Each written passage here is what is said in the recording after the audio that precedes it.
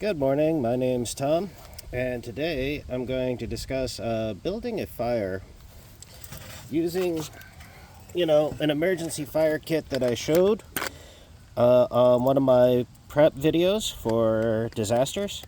I was focusing specifically on flooding lately. So understand that you're going to have some sort of dry material to get your fire started, but it also helps to have that hunk of fat wood in your fire starting kit because that stuff will burn, even when it's wet because the water can't get into that.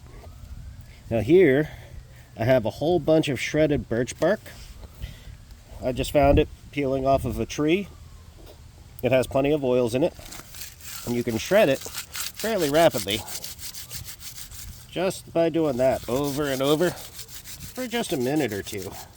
And you create a bunch of shreds with lots of rough edges for the fire to catch on. Now this is just a bit of natural fiber twine. Now, those fire starter kits, like I said, they're based off of an old YouTube gimmick, the survival kit in an Altoids tin. And so, yeah, I keep a bit of twine in there too, as well as a little bit of scorched lantern wick. Duct tape you can use to make tinder that will work in a wet environment. And of course, ferro rod. This one's been stored for a little while. It's a little bit corroded, but it should still work. And I have a clean one if it doesn't. So, after setting that up, I used my knife to make a couple feather sticks. They should light up pretty well.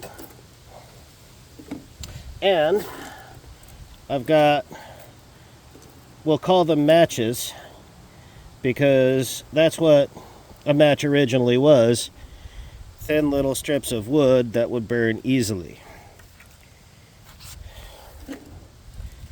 Now, you could get a Presto log from, the store or whatever. Especially, it might be worth keeping in your emergency supplies because, like I said, dry wood like this could be very hard to come by sometimes. So I got all that. I shredded some bits off of my fat wood. You can see I've been carving it. I set them right here on this bit of birch bark. Now I'm going to put that right in the middle of my tinder bundle. And I'll put this back in the Altoids tin because I can save it for my next fire. Now, to use a ferro rod, you need something with, well, you can use your knife blade, but I don't recommend it because the knife blade gets dull when you do that.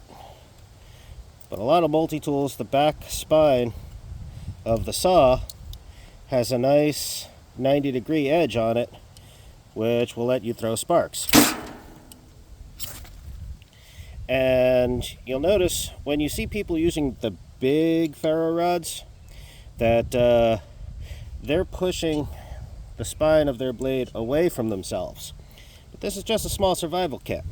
So instead, you press it up against the spine of your blade and you pull back on the ferro rod itself, holding the blade stationary. So now, there's a reason I use this technique. I can put this right here.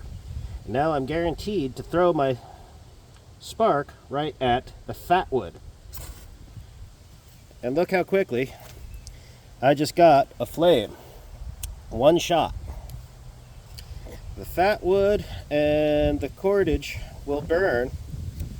We'll just get that stuff started up. We'll let it get hotter and hotter.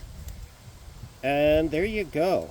You just got an emergency fire. You're using the oils from the birch bark, the oils from the fat wood, and whatever dry twigs and sticks you can get for matches. And there you go. Now, is this a perfect solution? Not exactly. But if you can get your stored Presto log lit, well, there you go. And that can give you a nice morale fire and something to heat some food while waiting for rescue. Like, share, subscribe, let me know what you think in the comments, and have a great day.